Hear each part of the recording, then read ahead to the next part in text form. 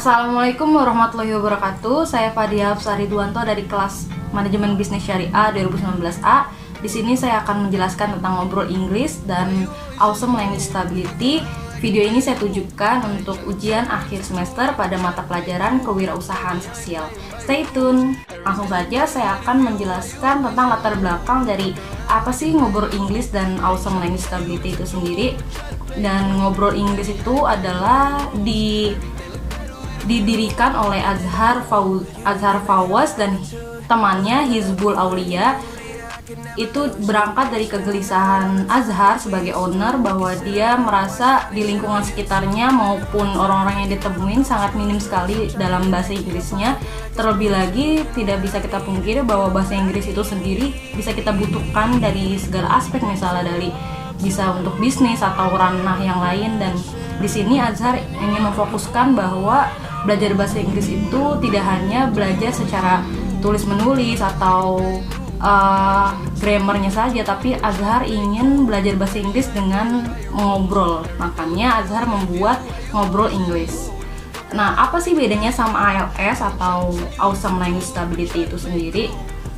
Jadi di sini Azhar merasa bahwa persaingan antara IELTS dengan PARE itu jauh banget. Jadi Azhar merasa bahwa tidak harus gitu untuk belajar bahasa Inggris saja. Jadi di sini dia membentuk sebuah kursus yang memberikan pembelajaran tidak hanya bahasa Inggris saja, tetapi ada bahasa-bahasa lain seperti ada Belanda, Perancis, Korea, India, bahkan ada bahasa Arab juga. Jadi perpindahan nama dari NE ke ALS itu bertujuan untuk, karena di ALS nanti bakal ada bahasa-bahasa lain yang dipelajari. Tidak hanya bahasa Inggris saja, tetapi sama konsepnya, itu mengobrol dan lebih ke fun cara mengajarnya. Itulah latar belakang berdirinya NE dan berubah nama menjadi ALS. Baik, di sini saya akan menjelaskan tentang SWOT, SWOT atau strength. Diawalin dari strength, saya akan menjelaskan apa sih kekuatan dari IELTS itu sendiri. Yang pertama, dengan konsep yang sederhana, pembelajaran yang fun, dan harga pun terjangkau. Jadi itu adalah kekuatan dari IELTS itu sendiri.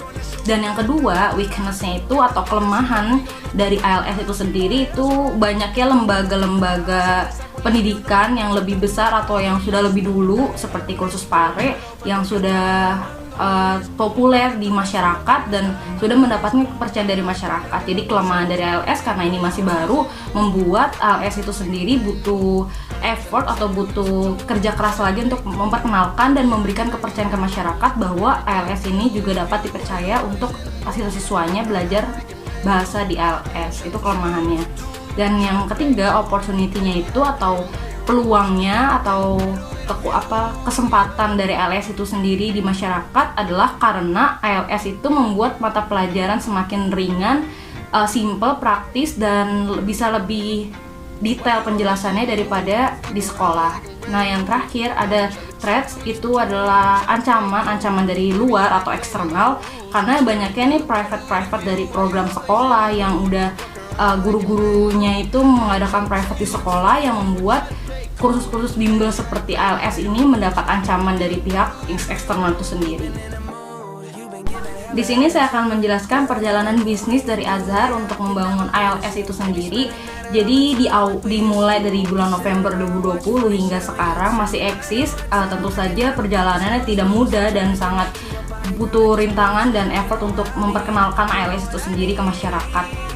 Tetapi Azhar itu sendiri pun tidak hanya belajar bahasa Inggris dan bahasa-bahasa lainnya, tetapi juga memberikan peluang atau kesempatan bagi masyarakat luas umum untuk memberikan materi TOEFL dan mengerjakan tes TOEFL secara gratis. Itu adalah perjalanan bisnis Azhar sampai eksis sampai saat ini. Banyak sekali promo-promo, banyak sekali pelajaran-pelajaran yang digratisi oleh Azhar karena ingin membuat orang lain pun yang di luar sana yang tidak mempunyai biaya untuk belajar bahasa masih bisa belajar bahasa dengan berkesempatan mengikuti promo-promo dari yang Azhar buat itu di IELTS. Dan untuk keuangannya, biaya awalnya itu dari modal bisnis yang IELTS ini kurang lebih ya, itu sekitar 300.000, tetapi ini hanya yang kotornya aja, kasarnya. Kalau untuk detailnya itu rahasia dari bimbel itu sendiri. Terus untuk pengeluarannya secara garis besar atau kasarnya itu ada Zoom, konsumsi, dan sisa saldo untuk awal modal hanya 100.000. Kenapa Zoom? Karena awal-awal berdirinya bisnis ini atau ALS ini itu adalah dengan memberikan webinar gratis ke masyarakat umum tentang pengenalan pentingnya bahasa, tentang memperkenalkan apa sih pentingnya menguasai bahasa. Jadi Azhar dan teman-teman pada awalnya itu memberikan Zoom atau webinar gratis ke masyarakat luas atau ke adik-adik atau ke siswa-siswa yang masih sekolah atau mahasiswa dengan gratis lewat Zoom atau webinar ini. Dan dari Zoom itu sendiri Azhar membuat membuka kesempatan buat siswa-siswa atau para audiens untuk bisa mengikuti tes TOEFL secara gratis. Jadi seperti itu daya tarik dari Azhar itu sendiri untuk memperkenalkan ALS. Untuk laporan keuangan selama 1 bulan berjalan, di minggu pertama itu sudah mendapat 2 siswa, yang satu siswanya itu 99.000, dan minggu kedua bertambah jadi 5 siswa yang masuk, dan satu orangnya pun masih sama 99.000 karena masih promo awal. Yang minggu ketiga ada 10 orang yang masuk, jadi total dalam sebulan berjalan ALS ini sudah mengantongi keuntungan kasar sebesar 1.983.000 kurang lebih. Tetapi keuntungan itu akan dialokasikan 60% untuk tutor-tutor pengajar dan 40% untuk kas. Nah, di sini ada bauran pemasaran, ada place, ada produk. Dari place itu sendiri untuk tempat belajar, ALS tidak menyediakan tempat secara offline para siswa untuk datang, tidak, tetapi belajarnya secara daring atau online lewat Zoom atau Google Meet. Itu dikarenakan supaya memberikan kenyamanan kepada siswa itu sendiri, karena tidak usah jauh-jauh atau capek-capek berangkat dari rumah ke tempat tujuan, tetapi bisa di rumah saja bisa menguasai bahasa. Dan untuk produknya pun ada paket reguler dan ada paket promo, karena di ALS ini pun di setiap pada hari kebangsaan atau hari-hari nasional itu ada paket-paket harga promo. Nah, untuk price-nya ini ada paket reguler yang tadi sudah saya bilang tidak hanya belajar bahasa Inggris saja, tapi ada bahasa Belanda, ada Jepang, ada Korea, ada bahasa Arab, ada Mandarin, dan ada Perancis. Dan di paket regulernya ini pun beda-beda. Kalau yang di reguler ada kisaran 300.000 satu orang, ada yang 200.000, ada yang 150.000. Yang paling mahal hanya sekitar 300 ribuan, dan itu sangat terjangkau bagi teman-teman atau siswa yang ingin belajar bahasa yang susah untuk dipelajari sendiri. Nah, yang paket promonya itu sekitaran paling mahal 99.000 dan yang paling terjangkau 75.000. Sama, tidak dibedakan, ada belajar bahasa Inggris juga, ada bahasa Arab, ada Belanda, Korea, Arab, dan Jepang. Dan untuk TOEFL, tes TOEFL itu pun bisa di ALS dengan harga 75.000. Nah, untuk promotionnya itu ada penjualan langsung, ada iklan, dan ada refund.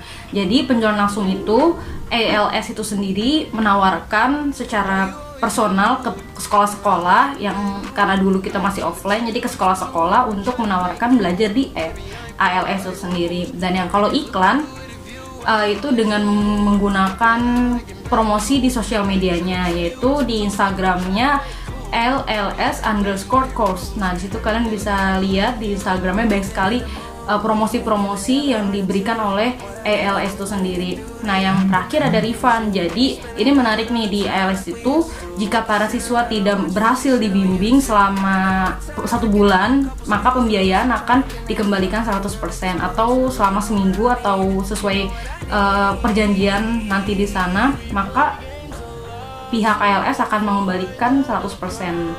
Jadi seperti itu sistem promosi dari ALS itu sendiri. Nah, di ALS itu sendiri juga tidak hanya mulus-mulus aja ya, tadi saya bilang Azhar sebagai ownernya pun memiliki banyak rintangan dan permasalahan. Di sini saya rangkum permasalahan dan solusi yang sudah dilakukan oleh ALS itu sendiri. Yang pertama, karena kita online, jadi adanya kendala sinyal baik dari siswa maupun dari tutor. Dan untuk solusinya, maka kami para tutor merecord pertemuan pembelajaran pada saat itu. Jadi yang kendala sinyal masih bisa mendengarkan pembelajaran dengan tutor merecord pembelajaran pada saat itu. Jadi bisa dikirim di grup atau bisa personal chat dikirim ke siswa yang bermasalah sinyal itu sendiri. Nah, yang kedua, siswa terkadang melakukan kegiatan lain seperti nonton TV, makan, atau kadang ngobrol sama orang rumahnya, dan itu adalah permasalahan yang sering terjadi di pembelajaran secara daring. Dan solusinya yang ALS berikan adalah mewajibkan on kamera saat pembelajaran berlangsung. Jadi bisa fokus, dari tutor maupun siswa bisa fokus dan bisa terlihat kalau dia lagi sedang belajar. Permasalahan ketiga, peminatnya semakin sedikit nih, karena kan banyak banget bimbel-bimbel tuh kursus-kursus yang udah buka, yang baru buka, atau yang udah lama buka. Jadi peminatnya semakin sedikit karena sudah mulai masuk sekolah juga, sudah masuk sekolah offline. Jadi kan otomatis mereka jadi susah waktunya. Dan di sini ALS memberikan solusi bahwa pembagian waktunya atau opsi waktunya itu sendiri tidak mengganggu waktu sekolah. Sekian pemaparan presentasi video dari saya, kurang lebihnya mohon maaf. And thank you for watching. Wassalamualaikum warahmatullahi wabarakatuh.